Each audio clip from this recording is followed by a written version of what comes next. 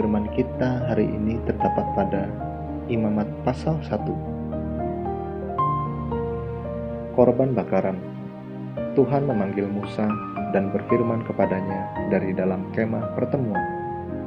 Berbicaralah kepada orang Israel dan katakan kepada mereka, apabila seseorang di antaramu hendak mempersembahkan persembahan kepada Tuhan, haruslah persembahanmu yang kamu persembahkan itu dari ternak, yakni dari lembu sapi atau dari kambing domba.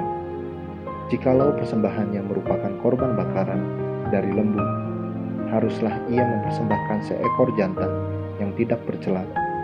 Ia harus membawanya ke pintu kemah pertemuan, supaya Tuhan berkenan akan dia.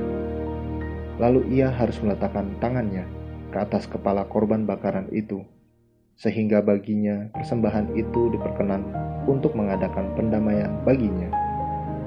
Kemudian haruslah ia menyembelih lembu itu di hadapan Tuhan, dan anak-anak Harun, imam-imam itu, harus mempersembahkan darah lembu itu dan menyiramkannya pada sekeliling mezbah yang di depan pintu kemah pertemuan.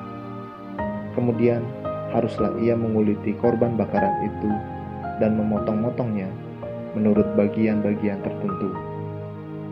Anak-anak imam Harun haruslah menaruh api di atas mezbah dan menyusun kayu di atas api itu, dan mereka harus mengatur potongan-potongan korban itu dan kepala serta lemaknya di atas kayu yang sedang menyala di atas mezbah.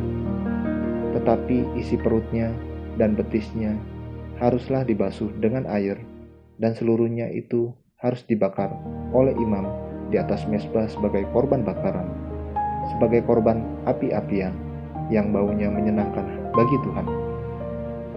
Jikalau persembahannya untuk korban bakaran adalah dari kambing domba, baik dari domba maupun dari kambing, haruslah ia mempersembahkan seekor jantan yang tidak bercela. Haruslah ia menyembelihnya pada sisi mezbah sebelah utara di hadapan Tuhan. Lalu haruslah anak-anak Harun, imam-imam itu, menyiramkan darahnya pada mezbah sekelilingnya. Kemudian haruslah ia memotong-motongnya menurut bagian-bagian tertentu, dan bersama-sama kepalanya dan lemaknya diaturlah semuanya itu oleh imam di atas kayu yang sedang menyala di atas mezbah. Isi perut dan betisnya haruslah dibasuhnya dengan air, dan seluruhnya itu haruslah dipersembahkan oleh imam dan dibakar di atas mezbah. Itulah korban bakaran, suatu korban api-apian yang baunya menyenangkan bagi Tuhan. Jikalau persembahannya kepada Tuhan merupakan korban bakaran dari burung, haruslah ia mempersembahkan korbannya itu dari burung tekukur atau dari anak burung merpati. Imam harus membawanya ke mezbah, lalu memulas kepalanya dan membakarnya di atas mezbah.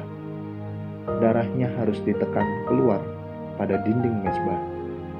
Temboloknya serta dengan bulunya haruslah disisihkan dan dibuang ke samping mezbah sebelah timur, ke tempat abu. Dan ia harus mencabik burung itu pada pangkal sayapnya, tetapi tidak sampai terpisah. Lalu imam harus membakarnya di atas mezbah, di atas kayu yang sedang terbakar. Itulah korban bakaran, suatu korban api-apian yang baunya menyenangkan bagi Tuhan. Amin. Terus baca firman-Nya, renungkan dan lakukan dalam kehidupan kita. Tuhan Yesus memberkati.